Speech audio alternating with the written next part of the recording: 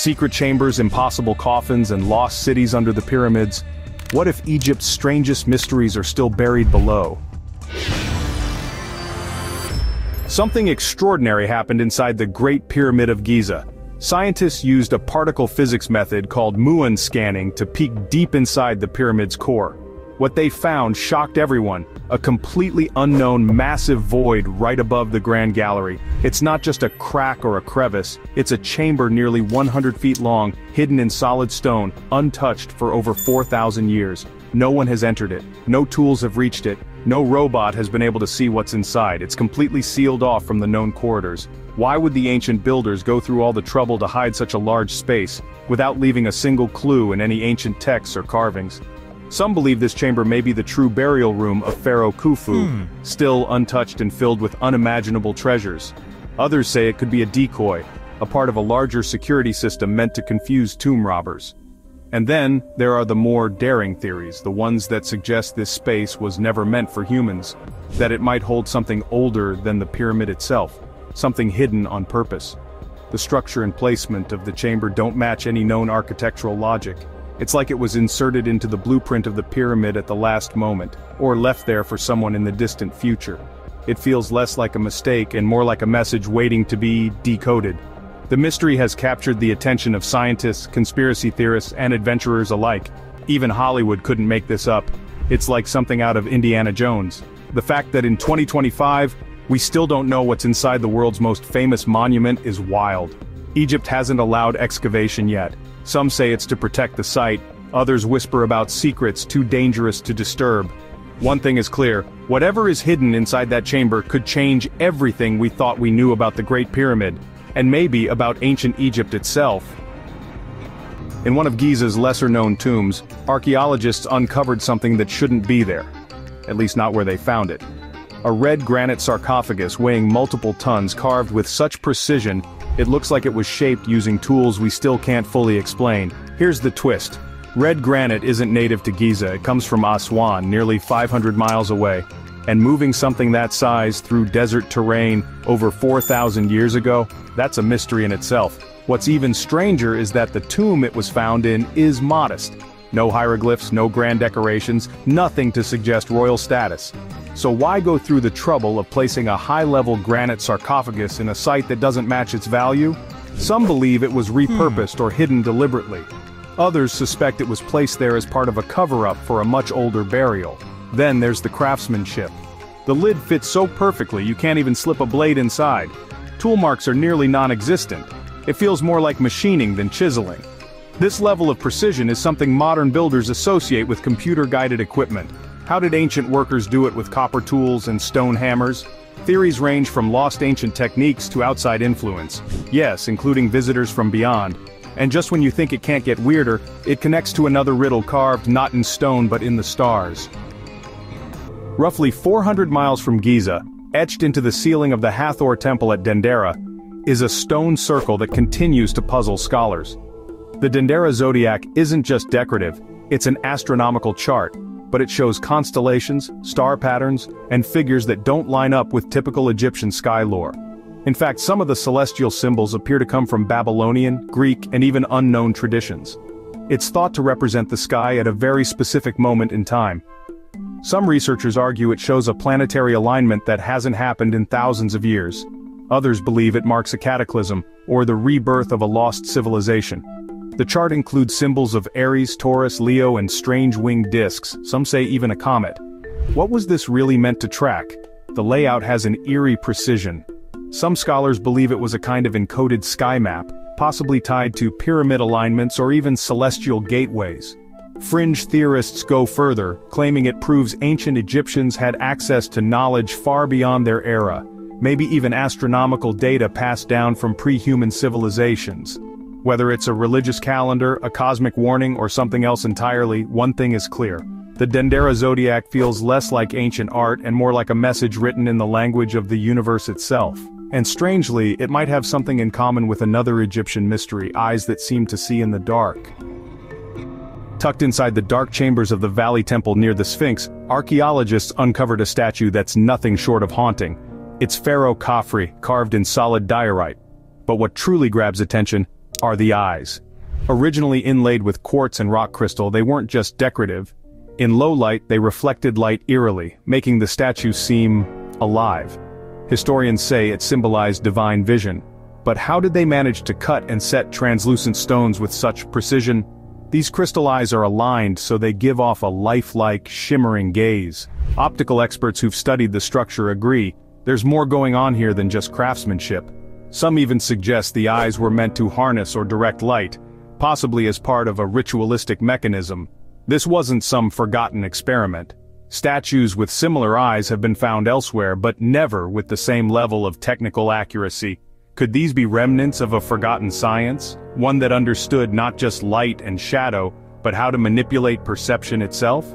It's discoveries like this that make Egypt feel less like an ancient civilization, and more like a world where boundaries between religion, science, and illusion were blurred, possibly by design. And these blurred lines continue in the oldest written religious scripts on Earth. Deep inside the Pyramid of Unas, something remarkable covers the walls. Not treasure, not gold, but writing.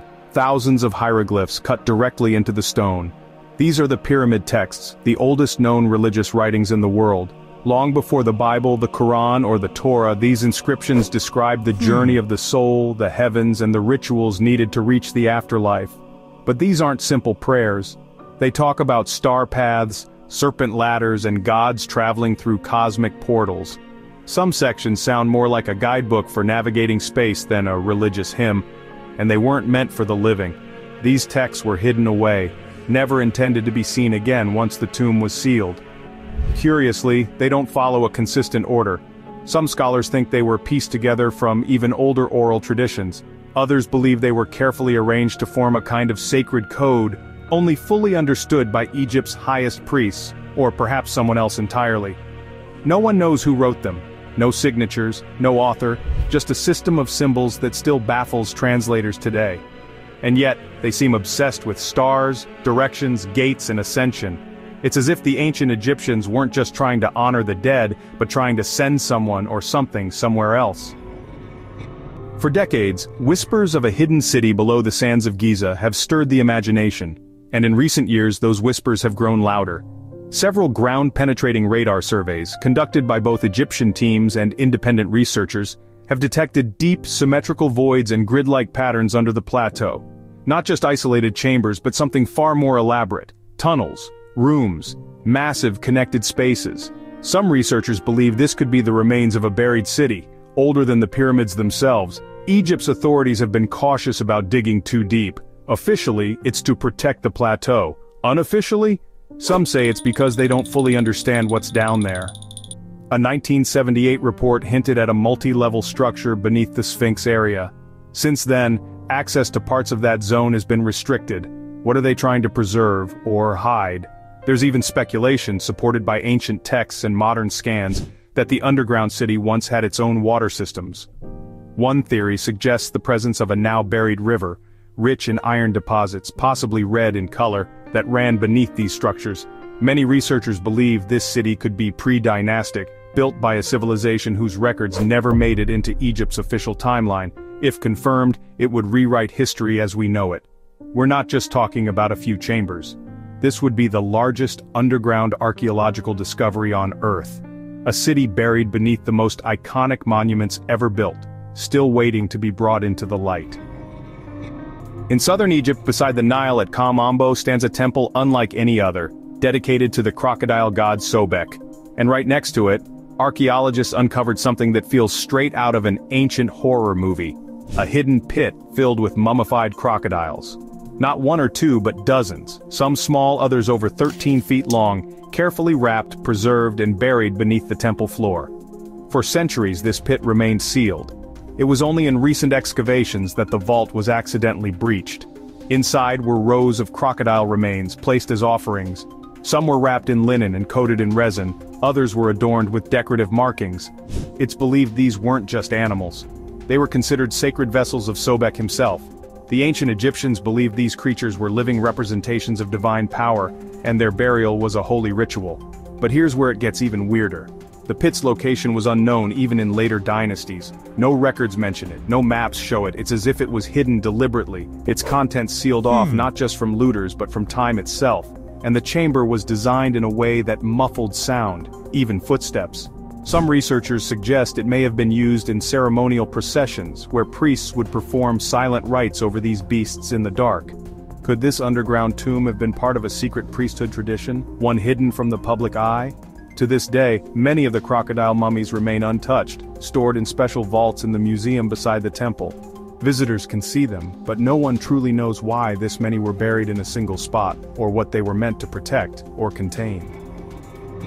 There's something unusual pulsing beneath the Giza Plateau, and it's not a myth. In recent years, scientific teams using electromagnetic mapping equipment have detected strange anomalies deep under the pyramid complex. These aren't just natural quirks. In certain spots, especially near the Sphinx and between the Great Pyramid and Khafre's Pyramid, the field spiked dramatically without any visible source. It's as if something underground is still active. The readings are low frequency but stable, almost like a hum. Engineers say the energy could be caused by subterranean cavities filled with mineral-rich water or old copper conductors. But there's a problem. There's no solid evidence of such structures where the energy is strongest, and yet, the fields persist. This has led to all kinds of theories. Some believe the ancient builders used the pyramid as a kind of energy device, an amplifier that worked with the Earth's natural magnetic field. Others claim the site once housed something much older than dynastic Egypt, a power source lost to time. Even Nikola Tesla's name has been thrown into the mix, given how close his theoretical wireless energy systems align with the pyramid's layout and angles. To this day, the Egyptian government has not allowed deep drilling in the areas where the strongest fields were recorded. Skeptics say it's overblown. Supporters say the truth lies just a few feet below the surface. Either way, Giza isn't just stone and sand. Something's humming beneath it, and no one seems ready or willing to explain what. Beneath the necropolis of Saqqara, in long torchlit corridors, rest 24 massive granite boxes, each weighing up to 70 tons. Welcome to the Serapeum, a subterranean gallery originally thought to be the burial place of sacred Apis bulls. But these stone boxes don't quite match the story. They're too precise, too polished, and far too advanced for the supposed tools of the time. Each box is carved from a single block of granite. The interior is mirror smooth. The corners are sharper than what modern machinery typically achieves, and moving them into their tight underground niches would have required extreme precision, yet there's no record of how it was done. Some boxes are empty, others contain strange residues. A few show signs of extreme heat, as if something once inside burned its way out or left behind chemical traces we still don't understand. And then there's the question no one has answered: why so big, and why so hidden? While mainstream Egyptology maintains the Serapeum was for bull burials, alternative researchers suggest the boxes were used for something else entirely, maybe as energy containers, storage units for powerful relics, or something we can't even define. Whatever their purpose, the boxes feel wildly out of place. They're too advanced to explain with just copper tools and brute strength, and they continue to sit in silence beneath the sand. Massive puzzles in rooms built to keep them out of sight, maybe even out of mind. When the ancient Greek historian Herodotus visited Egypt, he claimed to have seen something even more astonishing than the pyramids: a colossal underground labyrinth near the city of Hawara. According to him, it had over 3,000 chambers, both above and below ground, filled with carvings, pillars, and secrets. It was so vast and complex that no visitor could see it all in a single day. Fast forward to the 20th century, and guess what? Archaeologists did find something beneath Hawara. Using ground-penetrating radar, they discovered a massive rectangular structure underground, larger than a football field, with intersecting walls and hollow corridors. But then, everything went quiet. The site was closed off, flooded with water, and official excavation halted. No one's been allowed to properly dig ever since. Some believe the Egyptian authorities are holding back due to structural instability. Others think there's something down there that changes everything. Could it be the records of a forgotten civilization? Or maybe the remnants of the true Hall of Records, often linked to Atlantis in fringe theories? We may never know. The labyrinth remains officially unexplored and buried under layers of sand, silt, and secrecy. But it's there, and it might hold more history than all the pyramids combined. Deep in the Egyptian Sahara, in a desolate area near the Gilf Kabir Plateau, explorers found a cave that shouldn't exist. Not in this place, not in this condition. It's called the Cave of the Beasts, and inside are over 8,000 rock paintings, many dating back more than 7,000 years. That's older than the pyramids, older than any known dynasty. And what they show? That's the real mystery. The paintings include people, animals, and what appear to be strange hybrid creatures, beings with long fingers, oversized heads, and bizarre limbs. Some look like they're floating, others seem to interact with objects that resemble orbs or discs. Even more bizarre are the negative handprints scattered around the cave like shadows frozen in time. Researchers agree the cave was a sacred site. But sacred to who? These weren't Egyptian gods. These weren't known animals. The style of the paintings is so different it feels like it came from a completely different culture, one that vanished long before Egypt rose. Some scientists think the figures may represent ancient shamans in altered states. Others suggest early contact with visitors from distant lands or even stars. Whatever the explanation, the cave remains one of the most unsettling prehistoric sites ever found in Africa. At the base of the Giza Plateau near the paws of the Sphinx, lies the Valley Temple of Khafra. Unlike the towering pyramids, this structure doesn't get as much attention, but it absolutely should.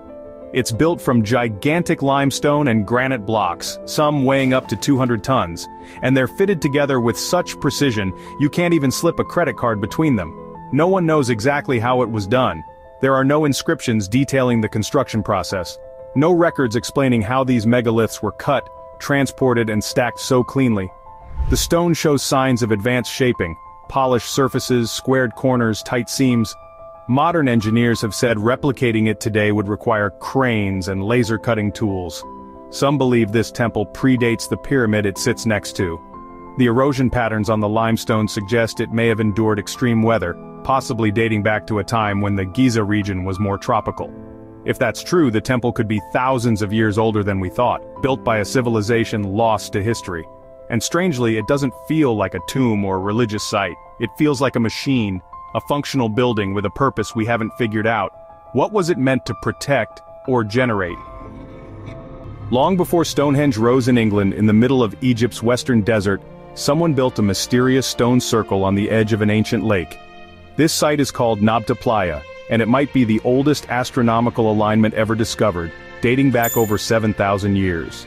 That's centuries before the pyramids, even before the wheel was invented.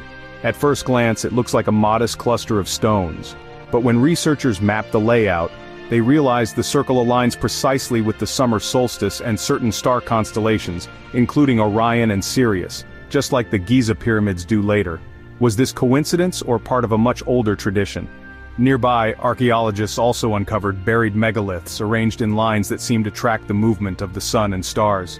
They found human remains in shallow pits, surrounded by cattle bones and offerings, suggesting this was a spiritual or ritual site. But who built it? And where did they go? The builders of Nabta Playa vanished long before Egypt's first pharaoh. Some believe they were nomads who developed complex sky mapping techniques. Others think they were the ancestors of the pyramid builders, guardians of a lost knowledge passed down in secret. Either way, this desert calendar hints at a civilization that understood the sky better than we ever imagined. Now imagine standing in the middle of the Sahara and spotting massive fossilized vertebrae poking out of the sand. That's Wadi al-Hitan, also called the Valley of the Whales. This isn't just a fossil site, it's an entire seabed frozen in time, filled with the remains of enormous marine creatures that once ruled this land, back when Egypt was underwater. Here lie the bones of Basilosaurus, a 50-foot-long whale with teeth more like a crocodile's. It had tiny back legs, proof that whales once walked before they swam. Nearby are skeletons of Dorudon, sea cows, sharks, and even fish that have long since gone extinct. The bones are so well preserved, some still hold traces of stomach contents. But what makes this site strange isn't just its age or preservation, it's the question of why it's so concentrated here. Dozens of massive creatures, many lying in lifelike positions, all gathered in one place. Was this an ancient feeding ground, a sudden mass death event, or something else? To this day, Wadi al-Hitan offers one of the clearest snapshots of Earth's deep past, yet it sits quietly in the desert, far from the tourist crowds. Here, nature wrote its own version of history, one that predates pyramids, people, and even the land we now call Egypt. Just a stone's throw from the pyramids, tucked behind the Great Sphinx and buried under tons of sand, lies an eerie and forgotten place, the so-called Tomb of the Birds. Officially rediscovered in the early 2000s by explorers like Andrew Collins, this underground passage cuts deep into the bedrock and opens into a series of chambers, completely off-limits to tourists, and mostly absent from guidebooks. What was found inside raised more questions than answers. The tomb is believed to have once housed the mummified remains of strange avian creatures. Not just typical ibis or falcons, which were commonly buried in Egypt, but creatures with oddly shaped skulls and extended bone structures. Some theorists suggest they could be sacred hybrids or mutated animals kept for cultic rituals. Others go even further, proposing the birds weren't native to Egypt, or even Earth. Skeletal fragments were reportedly recovered before the chamber was resealed. Photos exist, but they are almost never released. What is clear is that this tomb was important. The walls were marked with signs of ancient activity, ceremonial burn patterns, and what appears to be deliberate sealing by stone blocks, like someone wanted it hidden permanently. Deep beneath Saqqara's sands, archaeologists opened a shaft that had been sealed for over 2,500 years. At the bottom, they discovered something astonishing: a golden coffin in pristine condition. Belonging to a man named Psamtik, possibly a high priest, the sarcophagus was covered in gold leaf and inscribed with sacred texts meant to guide the soul to the afterlife. But what made the find truly shocking was its isolation. No signs of looting, no collapsed walls, just one flawless burial, as if time itself had skipped over it. Some believe the tomb was hidden on purpose, protected by the sands and forgotten by design. Hundreds of relics surrounded the coffin: miniature statues, protective charms, and mysterious tools. One theory suggests Psamtik's burial was part of a secret priesthood tradition meant to preserve forbidden knowledge. In a land overflowing with legends, the coffin of Psamtik wasn't just a final resting place, it was a message buried in gold, waiting for the right time to be seen. Maybe that time is now. Imagine a dramatic scene: incense swirling, priests chanting, and a mummy or statue at the center. This was the ancient Egyptian opening the mouth ritual, a sacred ceremony to restore a dead person's senses for the afterlife. By touching the lips with symbolic tools, priests believed they could awaken the soul, allowing it to eat, drink, and speak in the next world. Why all the effort? In Egyptian belief, the soul, or Ka, needed food and drink to survive after death. Without this ritual, the Ka would be cut off, leading to a restless existence. Priests in leopard skins wielded special tools in a performance filled with cosmic significance. This wasn't limited to mummies. Statues of gods and pharaohs underwent the ritual too, symbolically bringing them to life. It's a stunning mix of art, religion, and family devotion that shows the deep respect Egyptians had for both life and death. Imagine walking near the Nile and stumbling upon a massive crocodile, only to see it revered as a god. Sobek, the crocodile-headed deity, was both feared and worshipped in ancient Egypt. Why? The Nile was Egypt's lifeline, providing water and food, but its crocodiles were deadly. Sobek embodied this dual nature: destruction and fertility rolled into one. Priests in temples like the one at Kom Ombo kept crocodiles as sacred animals, pampering them with food and jewels. When they died, these reptiles were mummified, wrapped with care, and buried in special tombs. It wasn't just superstition. Sobek symbolized strength, protection, and the life-giving power of the Nile. Crocodiles were seen as Sobek's living form, and people believed honoring him kept the river flowing and the reptiles calm. Festivals were held in his honor, and his followers would offer food and riches at shrines. Strange? To modern minds, absolutely. But for Egyptians, worshipping Sobek was their way of taming nature's wild power and ensuring prosperity for the land. Now picture a person with fiery red hair walking through ancient Egypt. Sounds rare, right? That's because it was, and it wasn't always seen in a good light. Red hair was considered a mark of Set, the god of chaos, deserts, and storms. Set was often depicted as an unpredictable villain, fighting Horus for control of the universe. Some people feared that red-haired individuals carried his volatile spirit, making them suspicious or even unlucky. But here's where it gets even stranger. Not all redheads were shunned. Rameses II, one of Egypt's greatest pharaohs, reportedly had red hair, though mummification preserved it differently than we might think. In his case, the rare trait was linked to power and divine ancestry. Red-haired animals, like cows or donkeys, were sometimes sacrificed to appease Set and bring balance to the world. Whether cursed or revered, red hair was never just a color, it was a symbol that could change a person's fate. Ancient Egyptians cared a lot about cleanliness and beauty. But their routines often went to extremes. They wore heavy black kohl eyeliner, believing it protected their eyes from the sun and warded off evil spirits. But this coal contained lead, which was toxic over time. They shaved their entire bodies, including heads, to stay clean and lice-free. Wigs made of human hair, sometimes perfumed, replaced natural locks and became a sign of beauty and status. Now take a look at this image. A strange dance-like pose with one person holding sharp tools while another leans backward dramatically. What's happening here?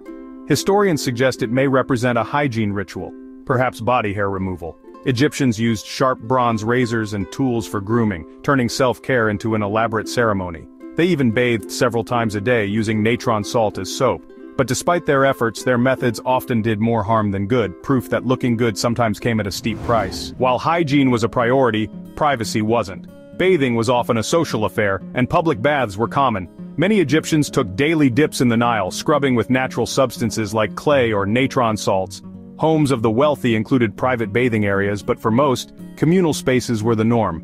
Public bathhouses served as hubs for both cleanliness and conversation, a mix of necessity and community life. Toilets, though, were another matter. Even the wealthiest Egyptians didn't have the plumbing we'd recognize today.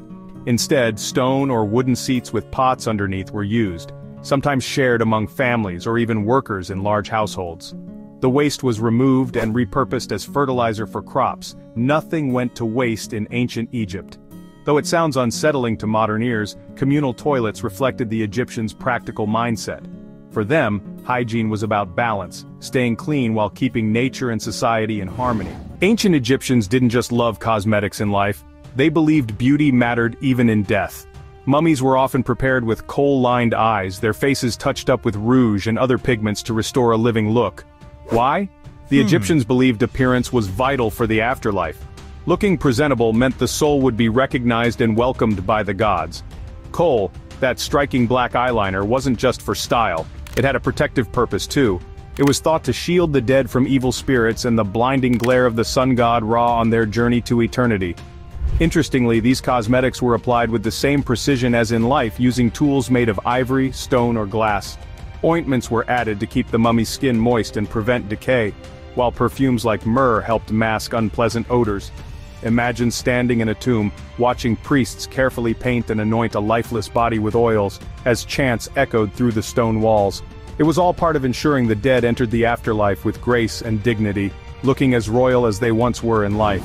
Once the dead were ready, they faced the most critical test, the weighing of the heart ceremony. Picture this, a grand cosmic courtroom where the deceased stands before Osiris, the god of the underworld. At the center, a giant scale holds two objects. On one side, the person's heart, believed to contain their deeds and soul. On the other, the feather of Ma'at, the goddess of truth and justice. If the heart weighed heavier than the feather, it meant the soul was burdened with sin, and judgment was swift. The heart would be devoured by Ammit, a terrifying creature part lion, crocodile and hippo. For Egyptians, a light heart meant a pure life, and it granted the deceased eternal bliss. Priests recited prayers from the Book of the Dead, guiding the soul through this nerve-wracking trial. Imagine the suspense. Would the heart pass the test, or be condemned forever? The ceremony wasn't just mythology. It reflected how deeply Egyptians valued morality and justice. It was a spiritual balancing act that determined one's fate for eternity. What if you could sleep in a temple to heal an illness or receive divine advice? That's exactly what ancient Egyptians did.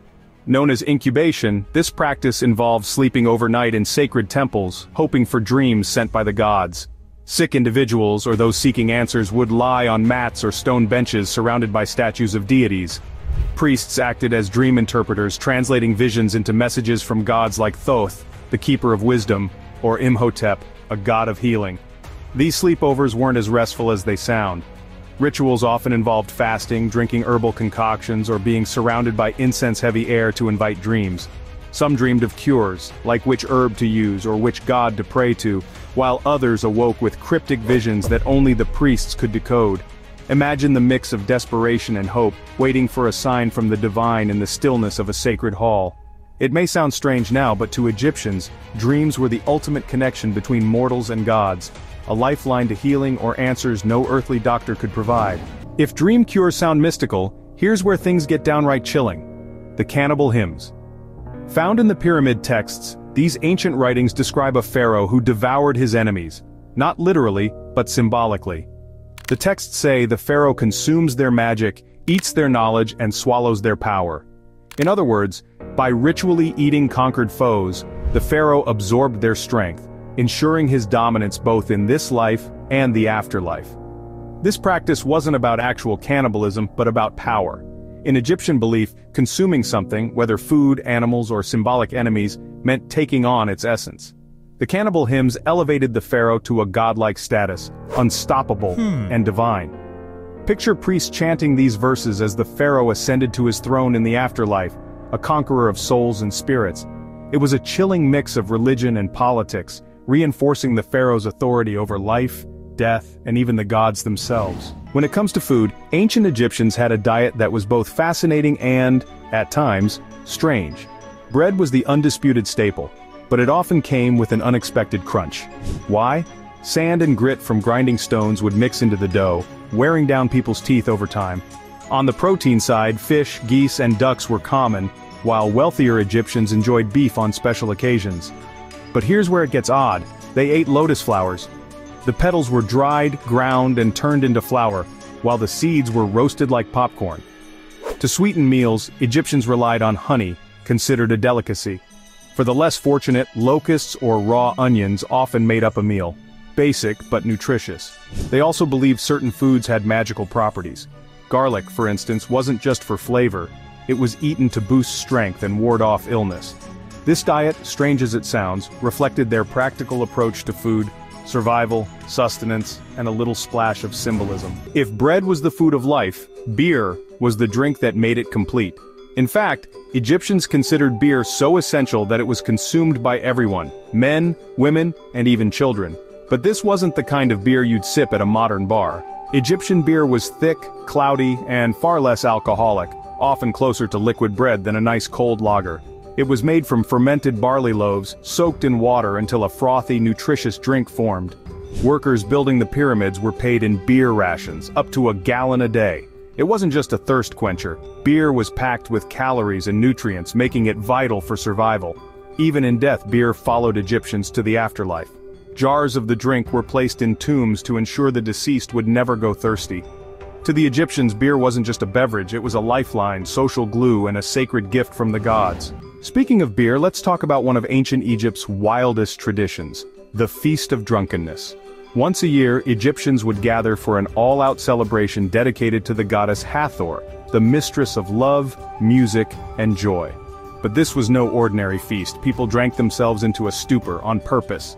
The goal was to honor a myth where Hathor transformed into a vengeful lioness. To calm her fury, the gods tricked her into drinking beer dyed red to resemble blood. She drank so much she passed out, saving humanity.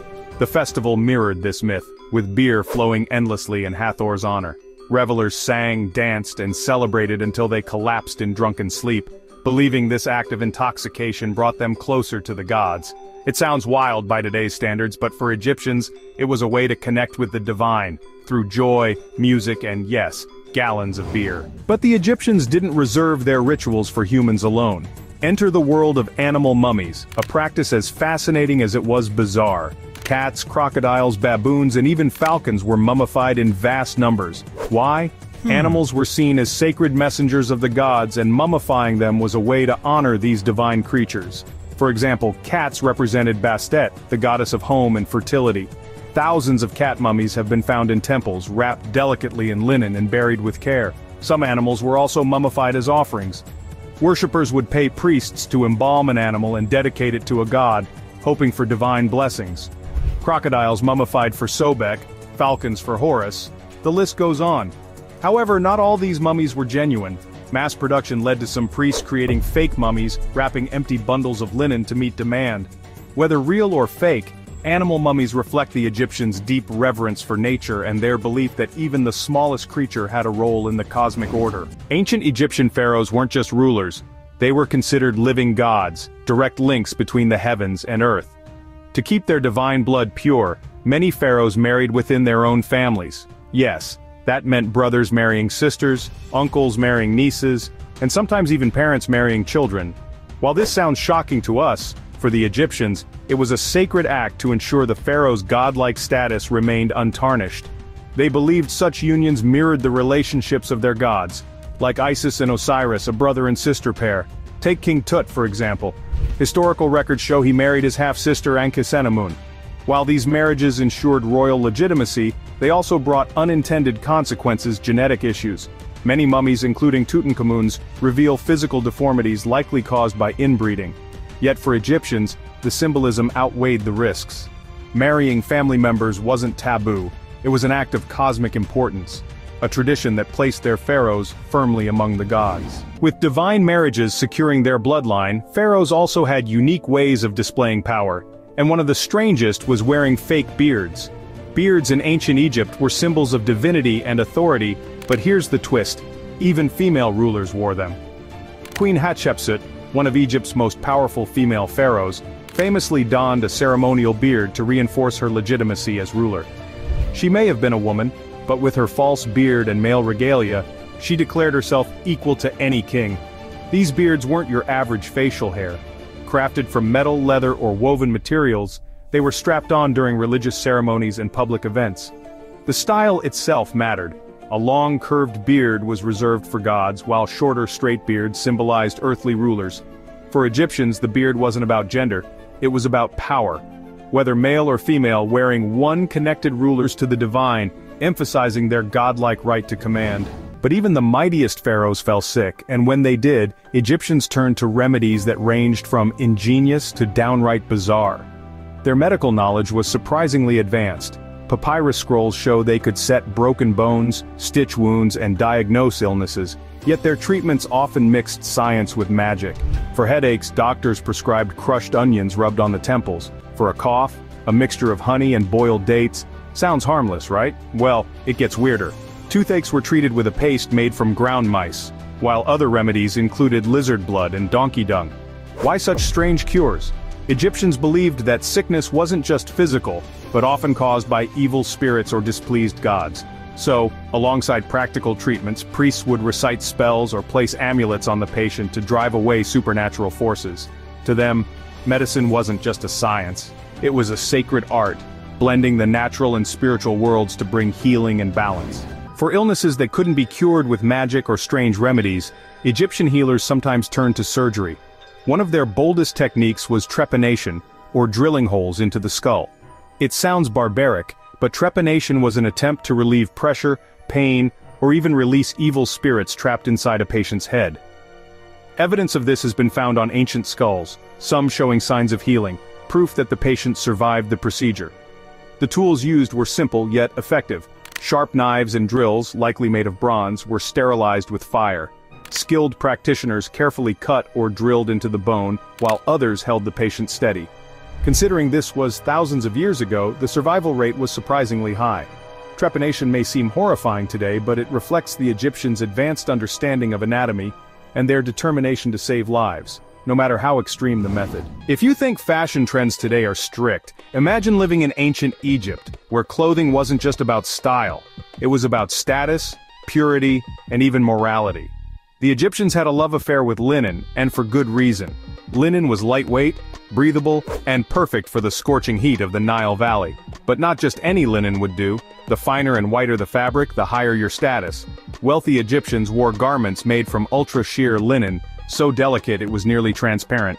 It was their version of luxury fashion, a statement of power and refinement. The lower classes weren't so lucky. They wore rougher, coarser linen, and their clothing was far simpler. Basic kilts for men, and plain dresses for women. But cleanliness was key for everyone, regardless of rank.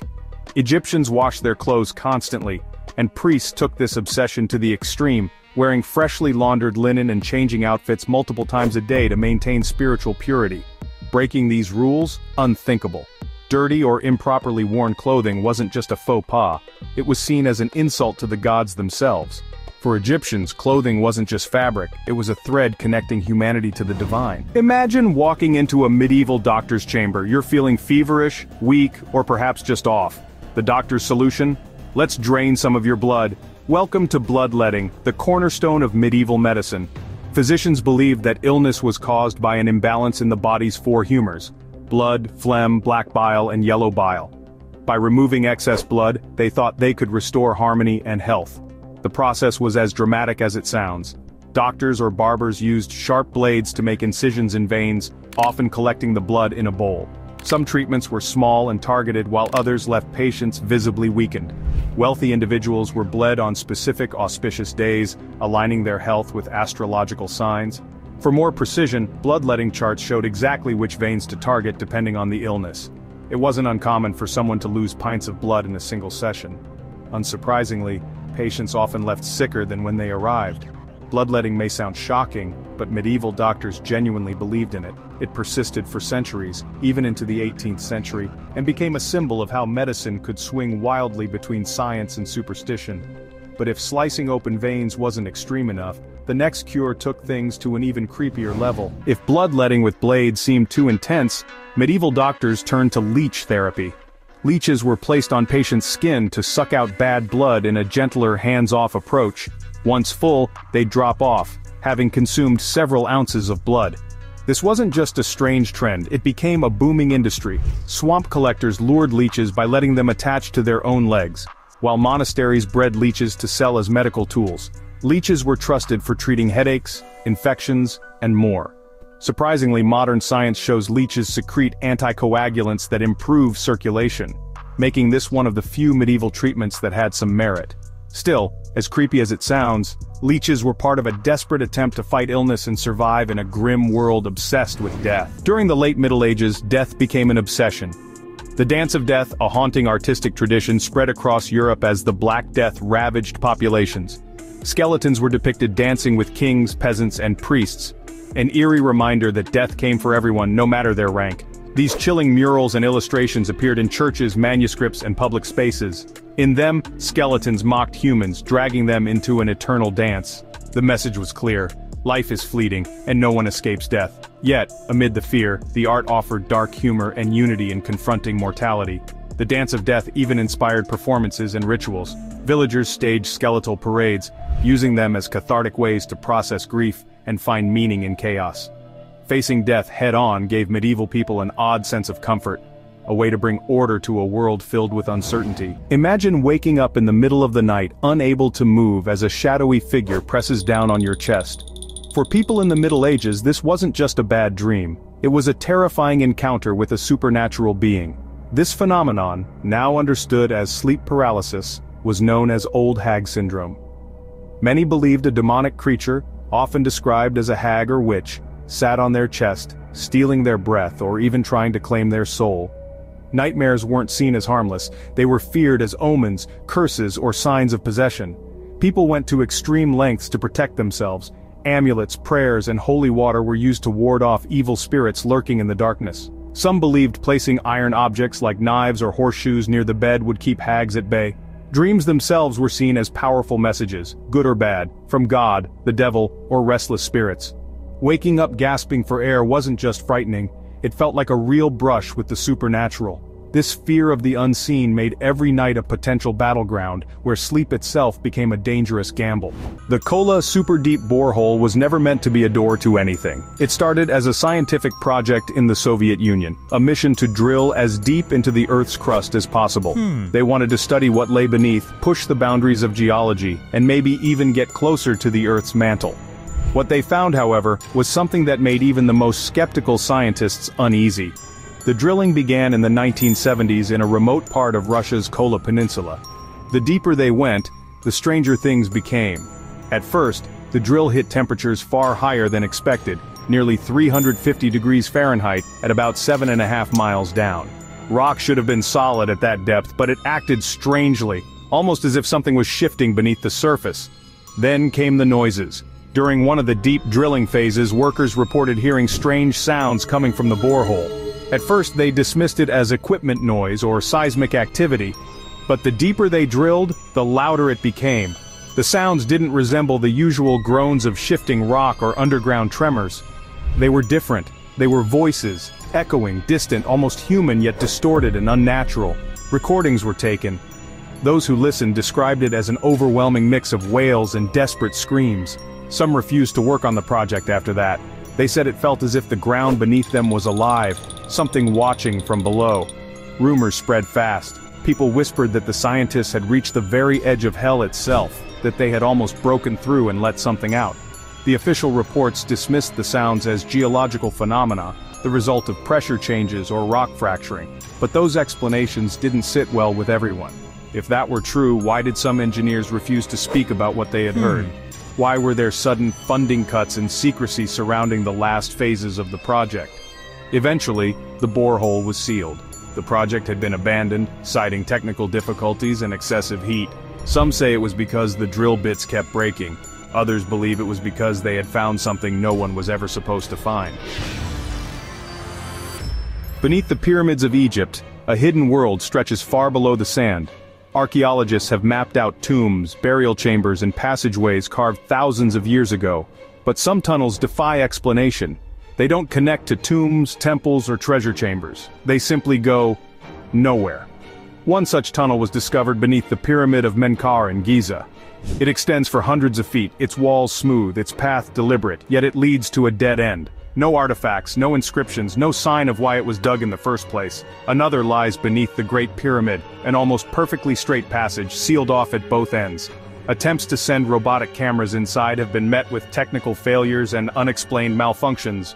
Who built these tunnels and for what purpose? Some theorists believe they were escape routes, others say they hid something never meant to be uncovered. But here's the real question. Why were they sealed so deliberately, almost as if someone wanted to ensure that whatever was inside would never see the light of day? If that wasn't strange enough, similar tunnels have been found across the world, in places where ancient civilizations supposedly had no contact. And that brings us to Turkey, where an underground city was discovered completely by accident. A man in Turkey was renovating his home when he knocked down a wall in his basement. Instead of bricks and mortar, he found a dark passageway stretching far beyond his property. At first he assumed it was an old storage area, but when he ventured inside, he realized it wasn't just a room, it was an entire city buried beneath the earth. Derinkuyu is one of the largest underground cities ever found. It has multiple levels, stretching over 200 feet down, complete with ventilation shafts, water wells, and massive stone doors designed to seal off entire sections. Thousands of people could have lived there for months, maybe years, without ever needing to surface. But why would an entire civilization choose to vanish beneath the ground? Theories range from ancient wars to cataclysmic disasters, but some details don't add up. The tunnels are too precisely cut, the air circulation too advanced for a simple hideout. Some chambers appear to have been built for something other than living. Spaces too large for comfort, staircases leading nowhere, doors sealing off sections that seem empty. What were they really hiding from? And why does this underground city resemble the strange, forgotten tunnels beneath the pyramids? Maybe there's a connection, one lost beneath centuries of stone and secrecy. And speaking of things that shouldn't exist, let's move to Texas, where a wall buried underground has baffled scientists for years. Beneath the soil of Rockwall, Texas, a discovery was made that shouldn't exist. Workers digging for a well in the 1800s struck something solid. Massive stone blocks stacked neatly, stretching deep into the earth. At first they thought it was the ruins of an ancient fort, but as they continued digging, the structure didn't stop. It went deeper, wider, forming what looked like an enormous buried wall. The formation is made of enormous stones, some weighing several hundred pounds, fitted together with unsettling precision. Some of these blocks have what appear to be carvings or tool marks, as if shaped by human hands. But here's where things get strange. Geologists say the rock is natural, supposedly formed over 100 million years ago. If that's true, then how did these stones align so perfectly, and why does it stretch for miles beneath the ground? Some believe it's the work of an ancient forgotten civilization. Others insist it's a natural phenomenon, an oddly symmetrical freak of nature. But then there are those who whisper that something else is at play, that we're looking at evidence of a lost history we were never supposed to uncover. And speaking of lost history, let's move to the ocean, where an entire sunken continent was discovered beneath New Zealand. For centuries, New Zealand was believed to be nothing more than a series of islands in the Pacific. That changed when scientists began mapping the ocean floor and found something astonishing. Beneath the waves, stretching nearly 2 million square miles, was an entire sunken landmass. They named it Zealandia. Unlike Atlantis, this wasn't just a myth or a legend. The landmass is real. Its mountains and valleys now submerged miles beneath the ocean's surface. What's even more bizarre? This continent was above water millions of years ago, meaning it could have once supported life. The idea that an entire landmass, nearly the size of India, could sink and be completely forgotten by history is unsettling. If there were civilizations on Zealandia, their ruins would now be hidden deep beneath the ocean floor. What structures could be buried there? What artifacts have yet to be uncovered? It's a mystery that remains unsolved, and with much of Zealandia inaccessible, we may never know what secrets lie beneath. But let's shift from lost continents to something even more bizarre.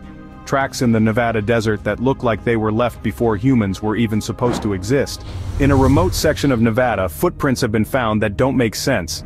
They look human with clear impressions of toes and heels, but they're millions of years old, long before modern humans were supposed to exist. Even stranger, some appear to be wearing shoes. One of the most famous examples is a fossilized footprint found in rock that's over 300 million years old. The print is shaped like a modern shoe sole, complete with a distinct tread pattern. How could this be possible? Humans weren't even a concept at that point in Earth's history, so who or what left these tracks? Geologists have tried to explain them as unusual natural formations, but the patterns are too precise, too deliberate. If they truly are footprints, it would rewrite everything we know about history.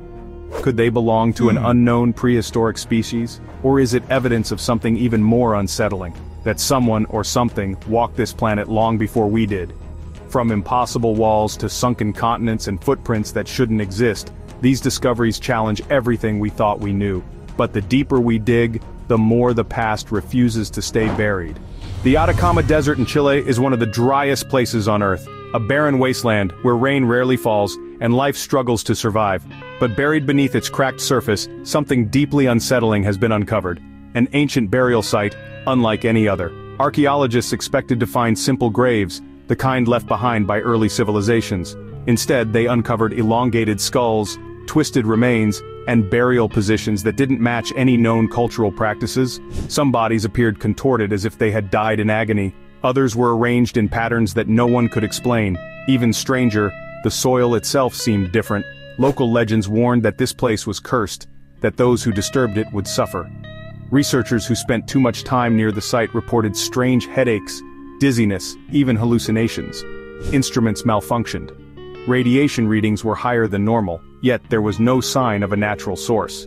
Some believe this was a ritual burial site, a place where the dead were left to appease something, or someone. Others suggest it was an ancient quarantine zone, where the sick were left to die. But the real question is, why was it buried so deliberately? Who or what was never supposed to be found here? It started as a routine excavation, scientists digging for soil samples in a remote field. But a few feet down, their shovels struck something unexpected. Rows upon rows of strange, tightly wrapped bundles. At first they thought it was old waste, but the deeper they dug, the clearer it became. These weren't ordinary sacks. Some looked torn, revealing something unsettling inside. I think you can guess what might be inside, but who buried them here? And why? Drop your theories in the comments. Deep in the mines of South Africa, something was unearthed that defies explanation. Perfectly shaped metallic spheres, some with grooves carved around them, buried in rock that's over 2.8 billion years old. These small, smooth orbs, now called the Klerksdorp spheres, are composed of a mysterious metallic substance, far different from the surrounding rock. Some are hollow, while others are filled with an unknown mineral. The most unsettling part? Their nearly perfect symmetry, something nature rarely produces on its own. Scientists have tried to explain them as natural formations, possibly the result of volcanic processes or mineral concretion. But if that were true, why do some of these spheres have precise parallel grooves etched into their surface, as if someone or something deliberately carved them? The idea of intelligent design is troubling because the rock layer where they were found dates back billions of years, long before humans, long before even the most primitive known life forms. This discovery led to theories ranging from ancient advanced civilizations to objects left behind by an unknown species. Some even speculate they could be remnants of a lost technology, something so old that all traces of its creators have been wiped from history. The spheres remain locked away in museum collections and research facilities, but their existence poses an unsettling question. Are we really the first intelligent species to walk this planet? If something like this was found deep underground, what could be waiting for us beneath the ocean? This brings us to the waters off the coast of Portugal, where divers stumbled upon something impossible, an underwater pyramid. The Azores, an isolated archipelago in the middle of the Atlantic Ocean, has long been surrounded by legends. Some claim it was once part of Atlantis, a lost civilization swallowed by the sea. But in 2013, something was discovered that turned myth into mystery. A massive pyramid-shaped structure resting on the ocean floor between the islands of São Miguel and Terceira. A local sailor first detected it using sonar. The shape was unmistakable. A four-sided pyramid, with its peak nearly 130 feet below the surface. It seemed too perfect to be a natural formation. When researchers investigated, they found that the base of the pyramid covered an area larger than a football field. The angles were sharp, the structure precise, as if it had been deliberately built. Here's where things get even stranger. Historical records suggest the Azores were uninhabited until the 1400s, when Portuguese explorers first arrived. If that's true, then who built the pyramid? Some theorists believe it could be the remains of a prehistoric civilization, one that existed before sea levels rose and swallowed entire land masses. Others suggest it could be linked to Zealandia, the lost continent buried beneath New Zealand's waters. But there's another possibility. What if the pyramid isn't ancient at all? Some reports suggest its surface is too smooth, too well preserved, leading to speculation that it could be something else entirely. A base, a beacon, something that was never meant to be found. If the ocean is still hiding structures like this, what else could be buried beneath the waves, waiting for someone to dig just a little too deep? A strange object was found near Olancha, California in 1961, something that seemed to be a manufactured device encased in rock. 3 rock collectors searching for geodes cracked one open and discovered what appeared to be a spark plug buried inside. The artifact, now called the Koso artifact, had a metallic core, a ceramic-like casing, and a hexagonal shape, features that closely resemble a modern spark plug. But there was one huge problem. The rock in which it was found was estimated to be at least 500,000 years old. If that dating is correct, it means this object was buried long before humans had any known technology, before civilization itself. How could a human-made object have ended up inside ancient rock? Some argue that the dating was wrong, that the rock may have formed around the object due to natural processes, but even that explanation raises questions. How did something so precise and artificial become embedded in a solid stone? Others suggest a more unsettling possibility, that the Koso artifact is evidence of an advanced civilization that existed long before recorded history, a species that may have reached a technological peak, only to be wiped out by time, disaster, or something unknown. And then there's an even wilder theory. What if the object wasn't made by us at all? Could it be a remnant of something, or someone else? The Koso artifact remains one of the most controversial discoveries in archaeology. It has vanished from public view, with some claiming it was misplaced, while others suggest it was hidden on purpose. Was this an ancient out-of-place object, an elaborate hoax, or proof that history is far more complicated than we believe? If objects like this can be buried for 500,000 years, what else is waiting to be discovered? And that brings us to another mysterious find, one made of pure gold and shaped like something that shouldn't have existed 1,500 years ago.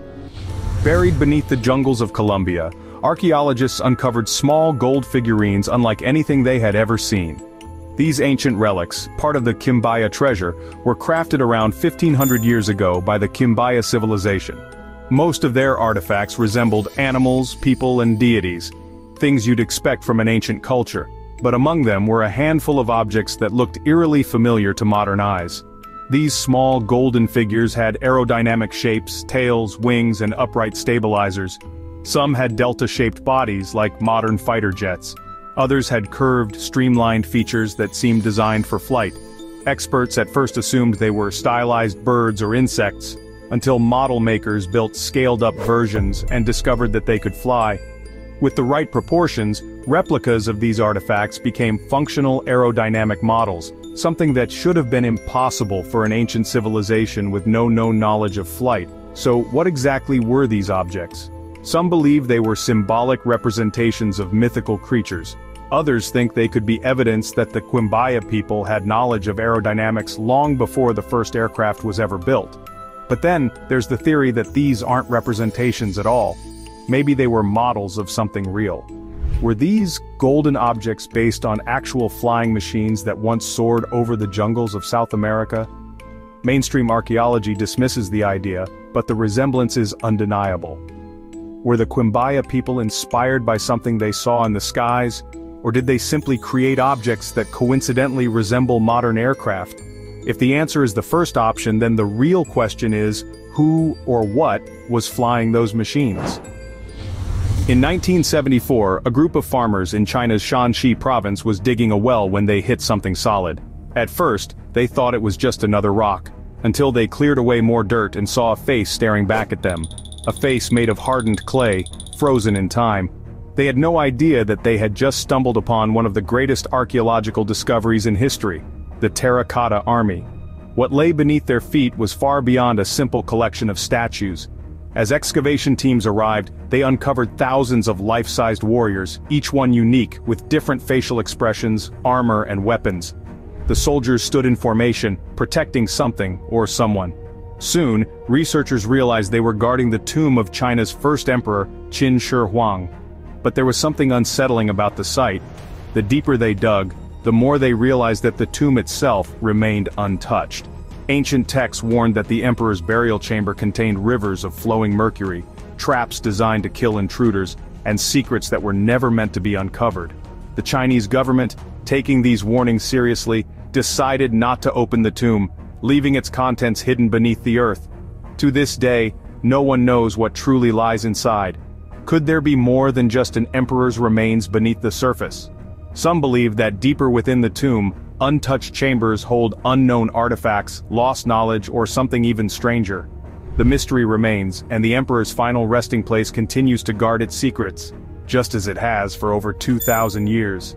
And while some discoveries are too dangerous to explore, others have been preserved naturally, hidden underwater for tens of thousands of years. Off the coast of Alabama, a discovery was made beneath the waves, an entire ancient forest preserved for 60,000 years. Hidden beneath the seafloor, it had remained untouched since the last ice age, a time when this part of the ocean was dry land. It wasn't until a hurricane stirred up the seabed that divers got their first glimpse of what lay below. What they found was stunning. Massive cypress trees, their trunks still intact, their wood so well preserved that when cut, it still released the scent of fresh sap. This wasn't just driftwood, this was a fully preserved prehistoric forest, complete with root systems, logs, and stumps exactly as they had been thousands of years ago. Scientists believed that the forest was buried in sediment and protected from decay, only to be revealed now due to shifting ocean currents. But here's where things get eerie. The trees aren't just dead fossils, they're teeming with life. Bizarre, unknown species of marine creatures have made the submerged forest their home, some of which have never been seen before. Could this sunken landscape hold more than just ancient trees? What else might be lurking in a place that has been sealed away for so long? A lost world hidden for millennia, suddenly exposed for the first time in human history. But some things that were buried should stay buried, like the mummified remains found deep beneath the city of Guanajuato. In central Mexico, beneath the city of Guanajuato, lies a crypt filled with bodies that were never meant to be unearthed. In the 1800s, a cholera outbreak swept through the region, and bodies had to be buried quickly. But years later, something terrifying happened. When workers began exhuming graves, they found the corpses were not decomposing. What they uncovered was horrifying. The mummies' bodies were shockingly well preserved, their skin dry and leathery, their features frozen in expressions of terror. Some of the corpses had twisted mouths, wide eyes, and contorted limbs, as if they had died in unimaginable pain. But the most disturbing theory? Some of them might have been buried alive. This discovery led to the creation of El Museo de las Momias, a museum dedicated to the Guanajuato mummies. Visitors have reported feeling an overwhelming sense of unease when looking at the remains. Some claim they've seen the mummies shift slightly in their glass cases. Others say they've heard faint whispers echoing through the halls. Whether it's the power of suggestion or something far stranger, one thing is certain. These mummies were never meant to be disturbed. Buried beneath an English field for over 1,300 years, the Staffordshire hoard was never meant to be found. In 2009, a man with a metal detector uncovered something glinting in the soil. What he found was the largest collection of Anglo-Saxon gold ever discovered, over 3,500 pieces of finely crafted weapons, armor fittings, and mysterious golden artifacts. But the real mystery is why it was buried.